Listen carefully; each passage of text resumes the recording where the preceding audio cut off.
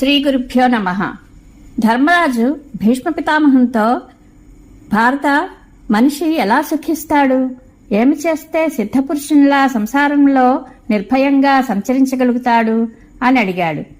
భీష్ముడు చెప్తున్నాడు, యుధిష్ఠిర, వేదార్థ విచారణ చేసిన వృద్ధులు సామాన్యంగా అన్ని వర్ణాల వారికి, విశేషించి బ్రాహ్మణులకు మనసును ఇంద్రియాలను సంయమనం చేసుకునే దమమే మంచిదని కీర్తించారు.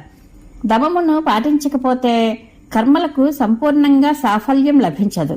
ఎందుకంటే క్రియలకు, తపస్సుకు, సత్యానికి ఈ అన్నింటికీ ఆధారం దమమే. దమము వలన తేజస్సు పెరుగుతుంది. దమం పరమ పవిత్రమైనదని చెప్పబడింది. దమనశీలుడు పాపభయరహితుడై మహత్పదాన్ని పొందుతాడు.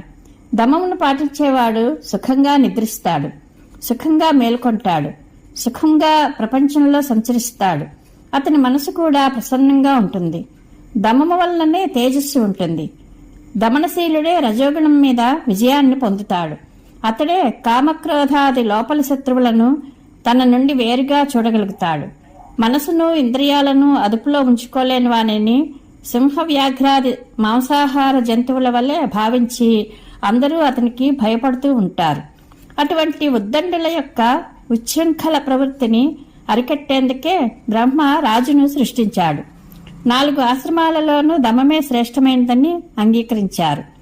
ఆశ్రమ ధర్మాలన్నీ పాటిస్తే కలిగే ఫలం కంటే దమం పాటించడం వలన అధిక ఫలం కలుగుతుంది. దమం కారణంగా ఉత్పత్తి అయ్యే గుణాలను ఇప్పుడు వివరిస్తాను.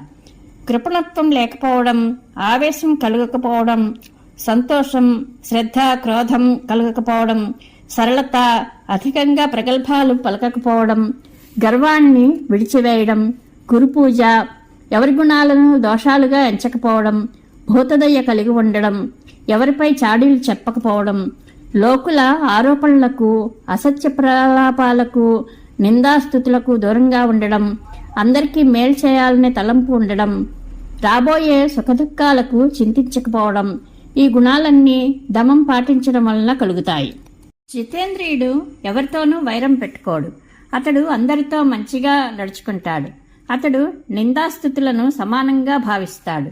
సదాచారి, శీలవంతుడు, ప్రసన్న చిత్తుడు, ధైర్యవంతుడు, దోషాలను అణచివేయడంలో సమర్థుడు అవుతాడు.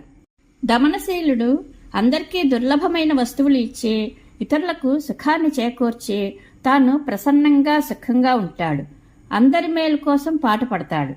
ఎవరినీ ద్వేషించడు. పెద్ద జలాశయంలా గంభీరంగా ఉంటాడు. అతనికి మనసులో ఎన్నడూ క్షోభ కలగదు.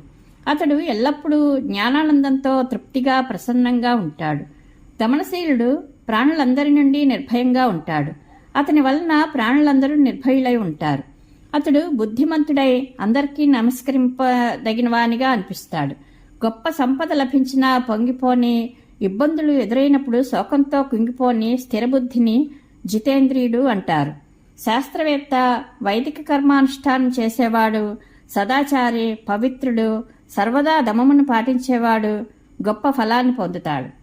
దోషదృష్టి లేకపోవడం, క్షమ, శాంతి, సంతోషం, మధుర భాషణం, సత్యభాషణం, దానం, ప్రయత్నశీలత మొదలైన గుణాలు అంతఃకరణ శుద్ధి లేని వానికి అలవడవు. అతనిలో కామక్రోధ లోభాలు, ఈర్ష్య, బడాయిలు చెప్పుకోవడం మొదలైన దుర్గుణాలే ఉంటాయి. కాబట్టి ఉత్తమ వ్రతాచరణం చేసే బ్రాహ్మణుడు జితేంద్రుడై కామక్రోధాలను వశం చేసుకోవాలి. బ్రహ్మచర్యాన్ని పాటిస్తూ ఘోర తపస్సులో లగ్నం కావాలి.